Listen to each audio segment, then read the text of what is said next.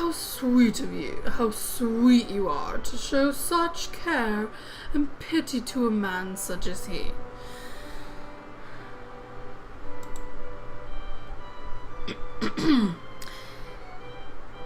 Pity? I'll show you some pity, butthole! But a woman of your importance should not fret over someone of his level. Do you care only for titles, Lord Huntington? Lord Prickalicious? Prick up your butt? Of course not.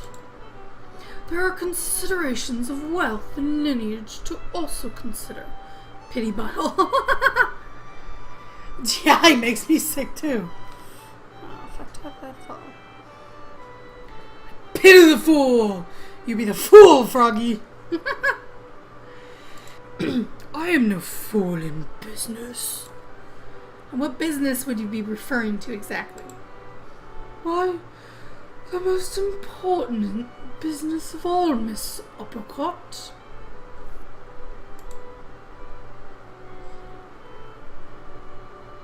Marriage.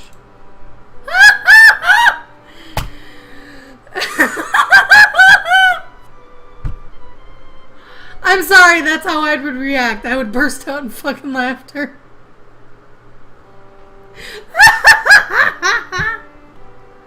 Not gonna happen. The word from his lips. Titties laughing. That what you were thinking it said? Revan.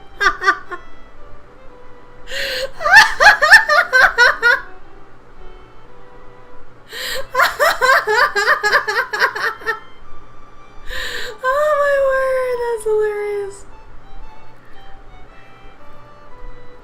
Not yesterday, not today, not tomorrow, not never! Actually, I should say not ever, but eh. Oh my god, the words from his lips seem to echo about my mind, and I have to stop myself from swaying. I'm sorry, I wouldn't be swaying, I'd be laughing. For anyone to talk of what should be such a joyous thing in the lives of two people is little more than lifeless business arrangements. I frowned deeply, flicking my gaze up to meet Huntington's. Huntington! You forget that a business arrangement must be agreed upon by both parties, Dick. So I'm afraid you will have to find someone new for your partnership. Before I lose my nerve completely, I spin on my heel and head back across the room. Feeling a little more secure behind a small group of people, I manage to spy a familiar figure up ahead. One that also seems to be doing their best to hide behind the crowd. Captain Blake! Miss Uppercut. I moved towards him, thankful for his welcome company. I was unsure if I would see you again this evening. Lord Huntington seemed quite determined to have your full attention. Oh, do not remind me of that man. Simply hope my latest refusal is actually understood. The next thing I'm gonna do is throw a bag of poop at him. Hopefully that'll get him to understand. You refused him? Well, he didn't actually ask for my hand, but the intent behind his words was most obvious. I just pray this time the meaning behind my own statement was obvious enough. His face lights into the brightest of smiles when I am surprised to see so suddenly. Woo-hoo. Would you care to dance, Miss Uppercut? Yet another surprise. But you were so hesitant to dance at the opening ball. Flaming poo. Yeah, hot steaming bag of poopy. Fresh. Not from a dog or anything like that. I'm gonna get it from freaking either a horse or a cow. I'm gonna get a huge bag and throw it at his face.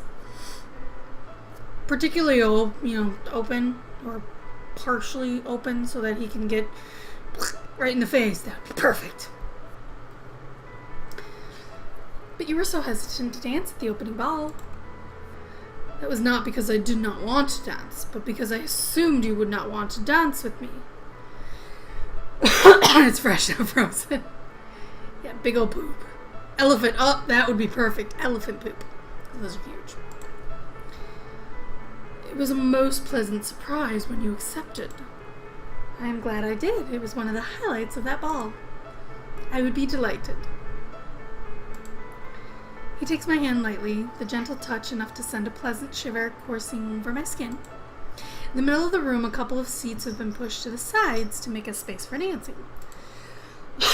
We line up next to Foxley and Arabella, couples smiling at each other every chance they get. When the music starts, we step off into the dance, Blake's hand not moving from mine until the very last moment.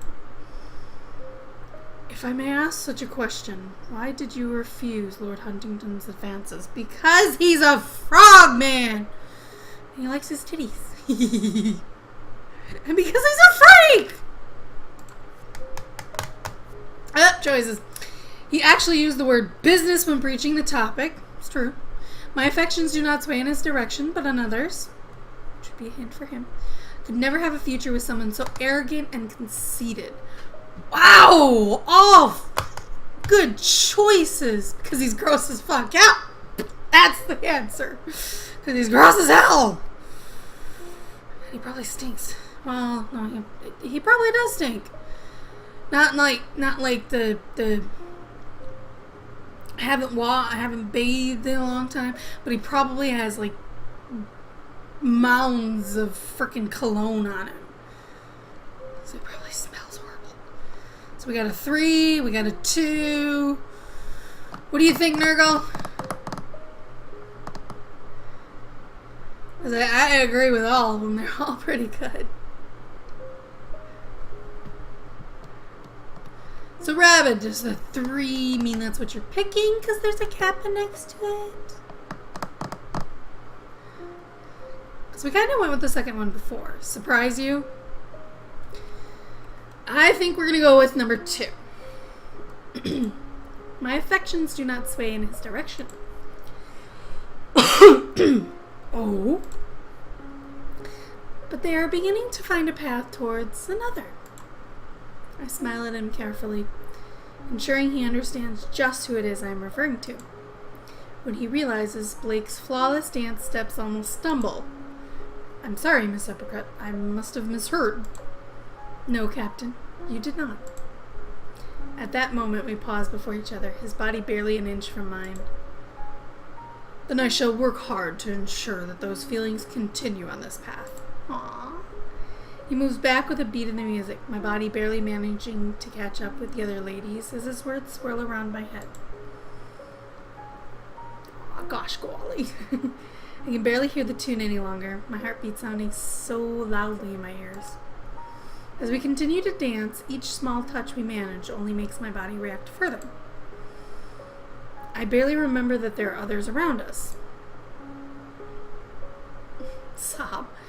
It's not until I hear the faint sound of whispers behind us as we wait for a couple to pass us by that I pay attention. Oh, Miss Uppercut and Captain Blake make the fine pair, do they not? Yes, I have heard talk that they have been spending a fair amount of time together. Good match. Maybe not of title, but certainly his accomplishments would make it so. God, Cat! And such a handsome couple.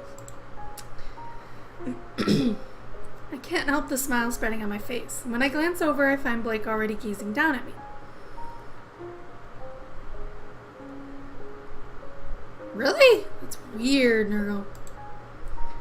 His expression is bright and hopeful, and I can only assume he overheard the chatter too.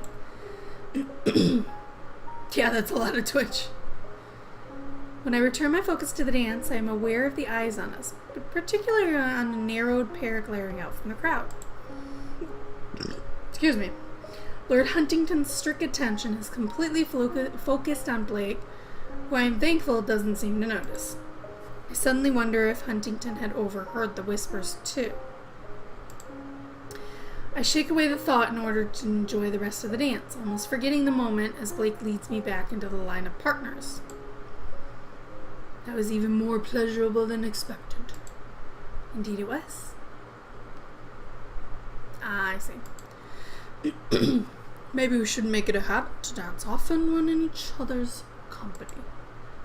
An agreeable arrangement. After the dancing, dinner is announced. We head into the large dining room and seat ourselves in the order Lady Huntington has set. I don't think that he's going to do something like that. I think he's going to do something else. I can't help but sigh being placed beside Lord Huntington, though Arabella's seated the other side of me.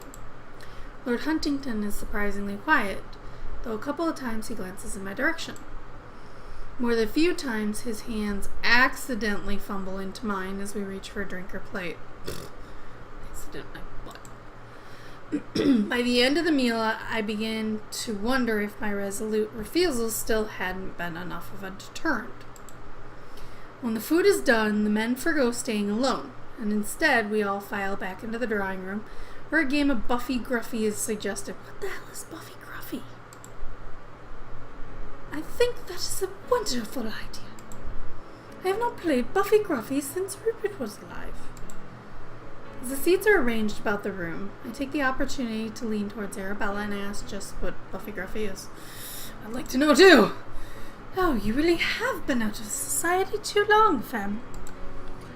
Though she chides me, I can see her excitement at getting to explain. Buffygraphy is where one person is blindfolded and the other sits in a circle around them. The blindfolded person then walks around the circle, stopping before someone who is sat. Of course, the only way they can determine if they are stopped in front of someone is to touch them. A sudden playful tone lightens her voice. Ah, shit. Yeah. Once the blindfolded person has chosen someone, they must then ask them questions to see if they can guess who it is they are stopped in front of.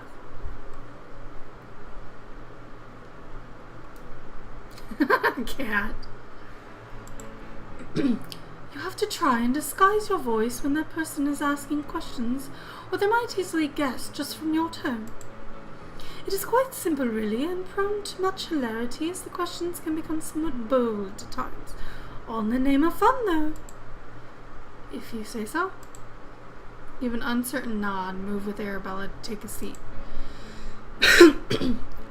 Please allow me first go. The young woman eagerly leaps forward as the blindfold is brought out. The man holding it gives a nod and a smile before she turns around and the material is tied around her eyes. The young girl stumbles forward, her hands outstretched and flailing around like antennae on an insect. It's not long until she bumps into someone sat before her. Arabella and I barely hold back a laughter at the sour expression on Miss Witter's target. Yeah! Smack her in the face, please. Ah, I have found someone. Are you a female?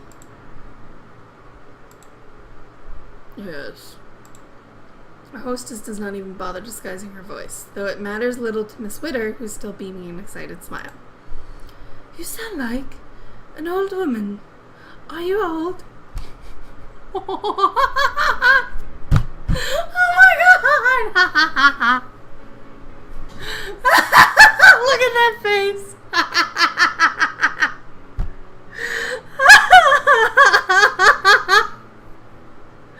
Oh my god, that's hilarious. Oh my word. This time I cannot help the small chuckle, though it seems I am not the only one. I suppose. Ugh, you are not my aunt, are you? I am most certainly not. And I believe with that foolish guess your turn is over, Miss Witter. Miss Witter tugs off the blindfold, her expression instantly dropping when she lays eyes on Lady Huntington staring back at her. Oh, Lady Thomasina, I apologize. Please do not, Miss Witter. She waves the young woman away with a surprising amount of deference. Alright, cat. A couple of rounds pass between strangers I barely know before Arabella is brought into the center. Her focus falls on Foxley, who gives her a wide smile, but their gaze is cut off when the blindfold is tied about her eyes. She's spun on the spot.